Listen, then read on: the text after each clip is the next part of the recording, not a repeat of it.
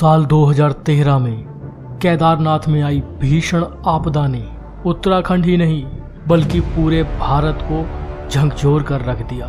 इस महाप्रलय में सैकड़ों हजारों लोग लापता हो गए, बेघर हो गए। आज हम आपके साथ आपदा की पूरी सच्चाई, आपदा की पूरी कहानी, पूरी घटना शेयर कर रहे हैं। अगर आप जानना चाहते हैं कि आखिर क्या हुआ था उस रात, तो इस वीडियो को पूरा जरूर देखिएगा। जय बाबा केदारनाथ।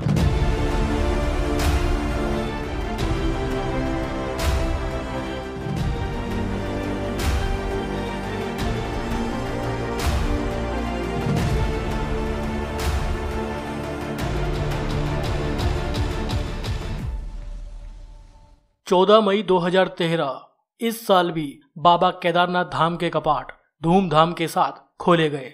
लोगों में वही उत्साह, वही उमंग थी।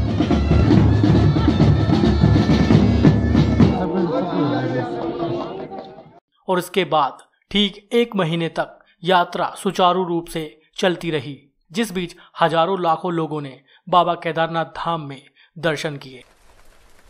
15 मई 2013 पिछले 3 दिन से हो रही लगातार बारिश आज भी जारी थी। श्रद्धालु पैदल मार्ग द्वारा घोड़े पालकी से केदारनाथ धाम की ओर जा रहे थे और हजारों श्रद्धालु मंदिर परिसर में मौजूद थे।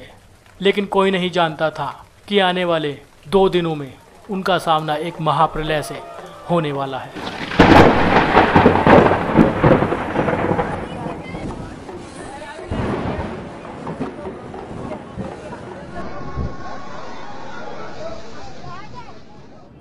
पंद्रह जून 2013 से केदारनाथ घाटी में भारी बारिश शुरू हो गई थी। ऐसी बारिश वहां के लोगों ने पहले कभी नहीं देखी थी। 16 जून को भी बारिश जारी रही। इस दौरान केदारनाथ के आसपास के पहाड़ों पर झीलों में भारी मात्रा में पानी भर गया था और ग्लेशियर भी पिघलने लगे थे। केदारनाथ में तीर्थ यात्रियों, पुजारियों समेत अन्य लोगों की भीड़ भरी हुई थी और वे बारिश रुकने का इंतजार कर रहे थे। लेकिन किसी को यह खबर नहीं थी कि 16 जून की शाम को आखिर क्या होने वाला है।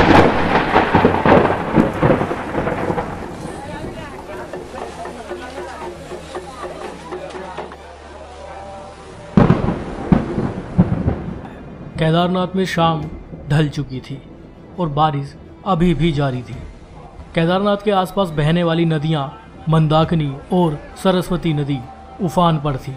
खासकर मंदाकिनी नदी की गर्जना डराने वाली थी। इसका स्रोत केदारनाथ के पास के पहाड़ पर चोराबाड़ी झील थी, जिसमें पानी लबालब भर चुका था। केदारनाथ के आसपास पहाड़ों पर लगातार बादल फट रहे थे। लोग भयभीत होने लगे थे। बारिश रुकने का नाम नहीं ले रही थी। सभी तीर्थयात्री केदारनाथ मंदिर के आसपास बने होटलों और धर्मशालाओं में आराम कर रहे थे। पुजारी समेत अन्य स्थानीय लोग भी इस बात से अनजान थे कि केदारनाथ के लिए वो रात भारी गुजरने वाली है। करीब रात्रि 8:30 बजे केदारनाथ में पहली बार मौत के भयंकर मंजर से लोगों का सामना हुआ। लगातार 2 दिनों से पहाड़ों पर हो रही भारी बारिश और बादल फटने से लैंडस्लाइड शुरू हो गया था। केदारनाथ में 16 जून 2013 की रात में करीब 8:30 बजे जोरदार लैंडस्लाइड हुआ और मलबे के साथ पहाड़ों में जमी भारी मात्रा में पानी तेज रफ्तार से केदारनाथ घाटी की तरफ बढ़ा और बस्ती को छूता हुआ गुजर गया। जो बह गए सो बह गए, लेकिन इसमें कई लोग जो बाल बाल बच गए थे, वो जान बचाने के लिए इधर उधर भागने लगे। जहां बाबा केदारनाथ की जय की गूंज थी, वहां रात के सन्नाटे में लोगों की चीख पुकार मच गई। जान बचाने के लिए लोग होटलों और धर्मशालाओं की तरफ भागने लगे। केदारनाथ मंदिर के आसपास बसा शहर चारों तरफ से गर्जना करती नदियों से घिर चुका था। मौत के खौफ से लोग कुछ समझ नहीं पा रहे थे और वे सुबह का इंतजार करने लगे। लेकिन उन्हें क्या पता था कि उन्होंने सैलाब का पहला आघात झेला है। सुबह इससे भी ज्यादा भयानक कुछ होने वाला था। रात भर केदारनाथ बस्ती के आसपास से गर्जना के साथ नदियां बहती रहीं। बारिश लगातार हो रही थी। लोग बचने के रास्ते खोज रहे थे। वे लोग दहशत से भरे हुए थे। लेकिन केदारनाथ में फंसे ये लोग बारिश रुकने के इंतजार में थे। कुछ लोग पहाड़ों पर ऊपर की ओर पलायन करने लगे। रात भर लगातार बारिश होती रही। मंदिर, होटलों, रेस्ट हाउस में जाग रहे लोग यही सोच रहे थे कि अब पता नहीं क्या होने वाला है। अचानक मंदाकिनी की भयानक गर्जना के बीच चोराबाड़ी ताल के एक तरफ पत्थर बंद जोरदार धमाके के साथ, जोरदार आवाज के साथ टूट गया और कयामत आ गई। कुछ लोग उस वक्त मंदिर के अंदर मौजूद थे, वहीं कुछ लोग होटल, धर्मशालाओं में मौजूद थे और कुछ लोग केदारनाथ मंदिर के आसपास के परिसर में मौजूद थे। जिन लोगों ने उस मंजर को आता देखा वो लोग चीख पुकार करने लगे। ताल का सारा पानी मलबा, पत्थर, बड़ी बड़ी चट्टानों के साथ तेज गति से बहता हुआ केदारनाथ बस्ती की ओर तहस नहस करता हुआ होटलों, घरों, रेस्ट हाउस, दुकानों को मिट्टी में मिलाता निकल गया और पीछे से सैकड़ों मौतों का ऐसा मंजर छोड़ गया जिसको देखने वालों की रूह कांप गई। करीब 40 किलोमीटर प्रति घंटे की रफ्तार से 100 मीटर ऊंची पानी की लहरों में बड़ी बड़ी चट्टानें थीं। इस सैलाब में कई रेस्ट हाउस, होटल बह गए और यह अपने साथ कई लोगों को बहा कर ले गया।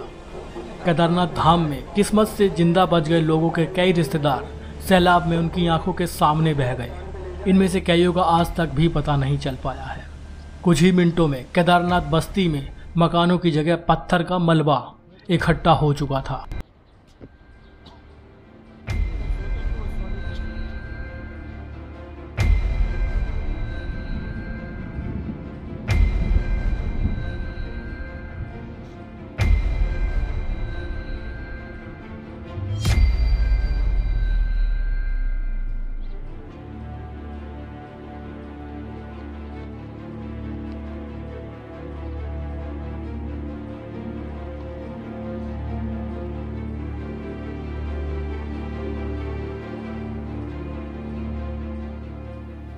चोराबाड़ी ताल से निकले तबाही के सैलाब के रास्ते में जो भी गांव आया वहां भारी तबाही मची।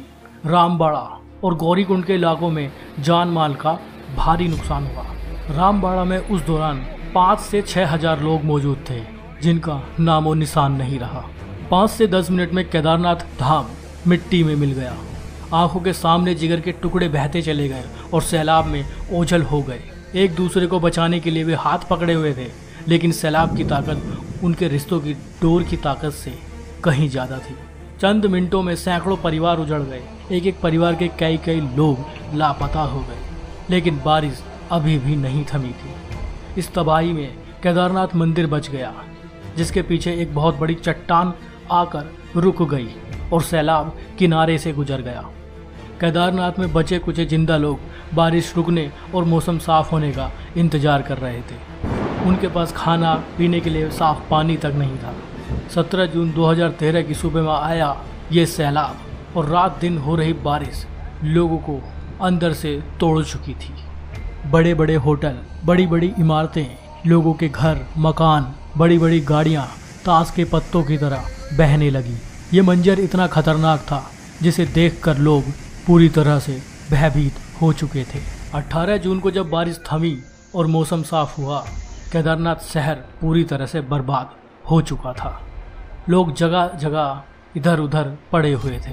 जगह जगह पत्थर और खंडरों में लोग फंसे हुए थे। जिन लोगों का पता नहीं चल पाया, उनके रिश्तेदार आज भी उनके लौट आने का इंतजार कर रहे हैं। उधर केदारनाथ में आई इस भयंकर त्रासदी से निचले इलाकों में भी भारी तबाही मचने लगी। रुद्रप्रयाग जिले में 40 होटल और 73 बड़ी इमारतें पानी में बह गईं। ताश के पत्तों की तरह बिखरती इमारतें देख लोगों की रूह कांप उठी। ऋषिकेश में गंगा जी मानो लक्ष्मण झूले को छूने को बेताब थी। परमार्थ निकेतन पर मौजूद भगवान शिव की मूर्ति पूरी तरह से पानी में डूब चुकी थी। पानी का जलस्तर ऋषिकेश की सड़कों तक आ पहुंचा था। यह एक भयंकर त्रासदी थी। केदारनाथ में हुई इस भयंकर तबाही की खबर से देश सन्न रह चुका था। और सिर्फ केदारनाथ ही नहीं, जोशीमठ, गोविंद घाट में भी भयंकर तबाही हुई थी। वहां भी जान और माल का भारी नुकसान हुआ। लेकिन इन सब के बीच देहरादून में मौजूद प्रशासनिक अधिकारियों को, सरकार को खबर तक नहीं लग सकी। केदारनाथ धाम की पूरे राज्य से कनेक्टिविटी पूरी तरह से टूट चुकी थी। बिजली, टेलीफोन, सब नेटवर्क ध्वस्त हो चुके थे। इन सब के बाद 18 जून को सेना का एक हेलीकॉप्टर हवाई सर्वे करने के लिए केदारनाथ धाम में उड़ान भरने आया।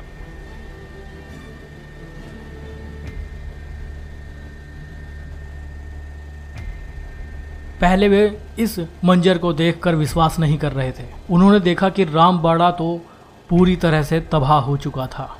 रास्ते जगह जगह से टूट चुके थे।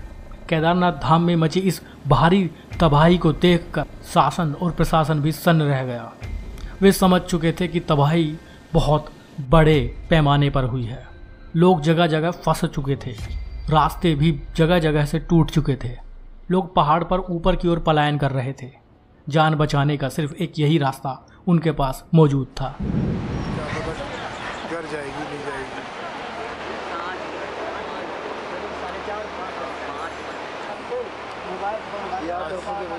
आज थोड़ी सी हिम्मत आज बंदी। ये नज़ारा यार।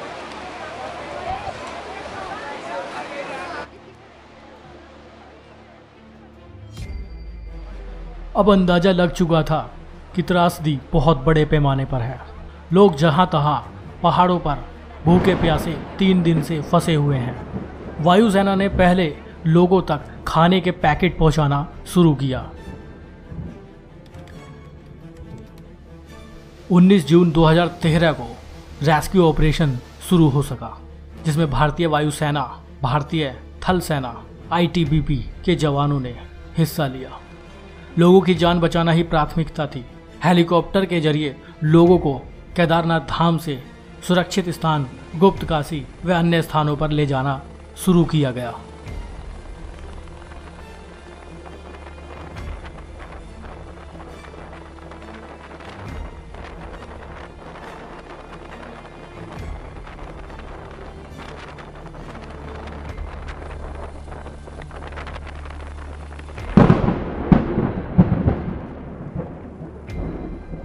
केदारनाथ में आई इस भयंकर त्रासदी से पूरी केदार घाटी नष्ट हो चुकी थी।